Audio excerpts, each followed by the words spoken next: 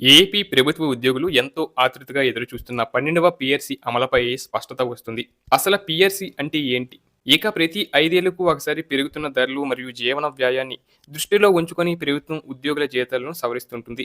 ప్రస్తుతం రాష్ట్రంలో 11వ పీఆర్సీని అమల్లో ఉంది. దీని కాలపరిమితి 2023 జూన్ 30తో ముగిసింది. నిబంధనల ప్రకారం 2023 జూలై 1 నుంచి 12వ పీఆర్సీ అమలు కావాలి.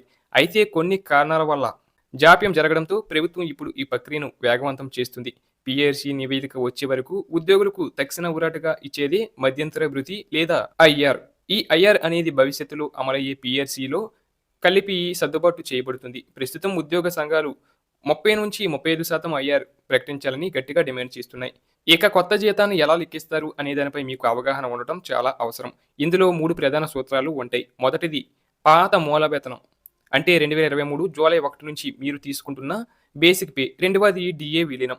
ఇది 2023 జూలై నాటికి ఉన్న 33.67% డిఏను మూల వేతనంలో కలుపుతారు. మూడవది షిప్మెంట్. ఇది మీ జీతం ఎంత పెరగాలి అని నిర్ణయించే అత్యంత కీలకమైన శాతం. గతంలో 10వ పీఆర్సీలో 43% షిప్మెంట్ ఇస్తే 11వ పీఆర్సీలో అది కేవలం 23%కే పరిమితమైంది. అందుకే దీనిని ఉద్యోగులు రివర్స్ పీఆర్సీ అని విమర్శించారు. ఈసారి మాత్రం 35% షిప్మెంట్ ఖచ్చితంగా వస్తుందని అంచనా వేస్తున్నారు. దీనిని ఒక ఉదాహరణతో వివరంగా చూద్దాం. ఒక ఉద్యోగి పాత బేసిక్ పే 20,000 రూపాయలు అనుకుందాం.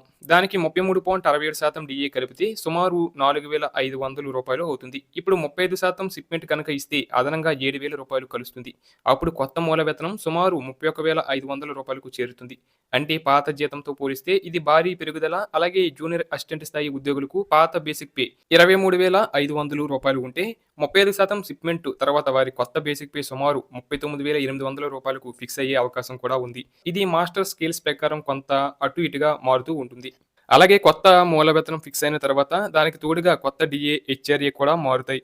హెచ్ఆర్ఏ అనేది మీరు నివాసించే ప్రాంతాన్ని బట్టి 8% లేదా 16%, అలాగే 24%గా ఉంటుంది. ఇక సిటీ కంపన్సెంటరీ అలవెన్స్ మరియు ఇతర స్పెషల్ అలవెన్స్లు కూడా తోడవుతాయి. ఉదాహరణకు 35% షిప్మెంట్తో కొత్త బేసిక్ పే 39,800 రూపాయలు అయితే దానికి డిఏ మరియు హెచ్ఆర్ఏ కలిపితే తోల జీతం 50,000 రూపాయలు దాటే అవకాశం స్పష్టంగా కనిపిస్తుంది.